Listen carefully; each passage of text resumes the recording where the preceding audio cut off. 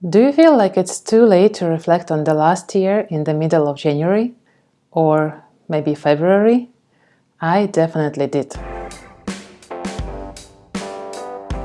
I didn't want to reflect on the last year because it was just too much with us traveling and having a lot of plans with our family and friends in Latvia. But then I came across a very interesting idea that I would love to share with you. So imagine you were working so hard during the year to plant a crop in your garden or in the field, and then in the end of the year you decide not to harvest it. So does it seem like a good idea? First of all, you don't get to enjoy the results of your hard work. And the second thing is you can't really plant anything in this garden anymore because there is still the old crop growing. The same is with looking back at your year. It would be very difficult to start something new and exciting and fun in the new year when you didn't give a thought of what happened in the previous year. And not to mention that in January and February there is no this pre-Christmas, pre-New Year's chaos, so you do have a space and time to sit down and look back at your year and think, what did I learn and what did I do during last year? I will give you an idea of my reflection process and also share some prompts that I used to look back at my year, and hopefully you find this insightful. I'm also planning to create a video on the New Year planning, so stay tuned for that as well. I do my reflection in the notebook, so you can do that too. Or you can download a free template. I will put a link in the description. The first thing to do is to remember what actually happened during the year. Sometimes it feels that nothing is happening, especially when you have a strong routine. But there are really good moments during the year that we need to pay attention to, and then we will remember them. What you can do is you could go to your photo album on your mobile phone and look at the pictures you did last year. It will help you to remember good moments of the last year. Some get-togethers with family and friends, laughter, some activities, maybe some travels.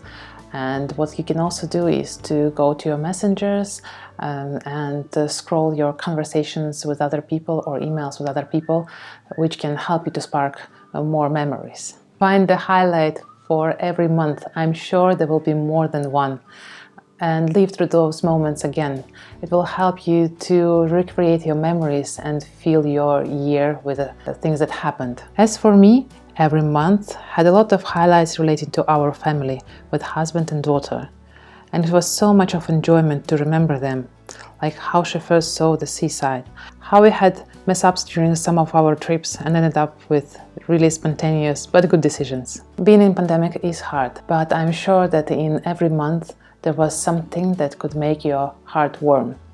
As for me, this exercise took quite a lot of time because I enjoyed remembering the moments that I could forget in the end of the year, and also sharing those moments with the people I experienced them with.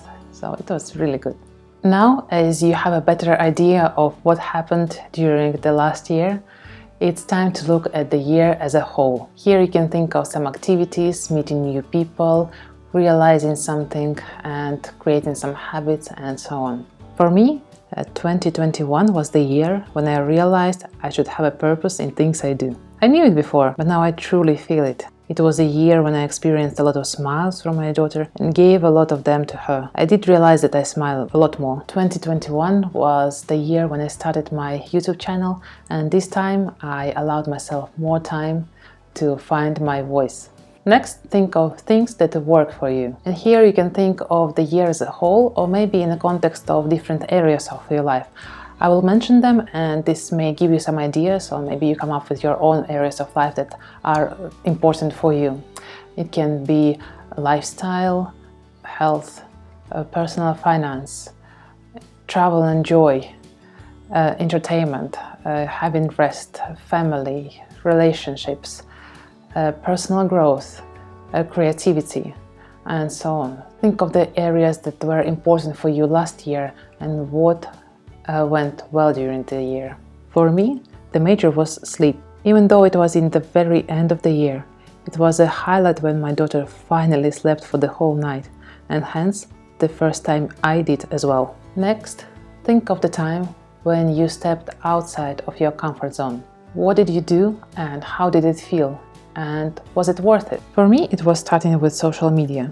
I was always scared to share things. Next, remember what didn't work for you last year. And it's important to think of the reasons why, because this is a potential area for your growth and for improvement. For me, something that was always on my mind was exercise and posture. I did feel a bit lazy and also didn't have enough energy to actually do something in that direction. The next question is about takeaways. What did I learn last year? This can be skills, courses, life lessons, or experiences. My key highlight was the fact that I gradually learned how to plan things when I wasn't in control of my time, and I learned to feel good about it. I did take various courses to learn more about YouTube, personal finance. I feel like this year I learned so much, and this will stay with me and be useful for a long time ahead. Next one is quite related to the previous one. Did I have any aha moments during last year?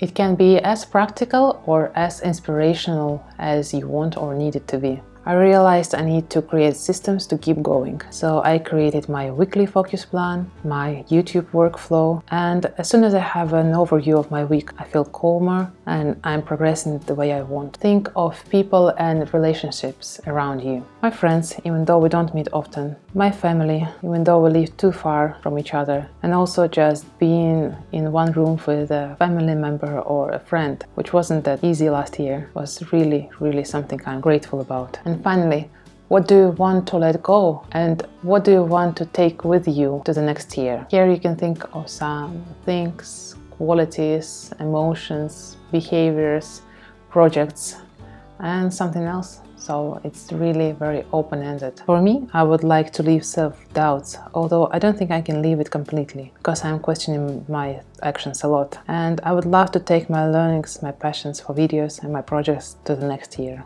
I hope that some of the ideas resonated with you and you find them useful to look back at your year. Thank you for joining in to this video and I will see you in the next one.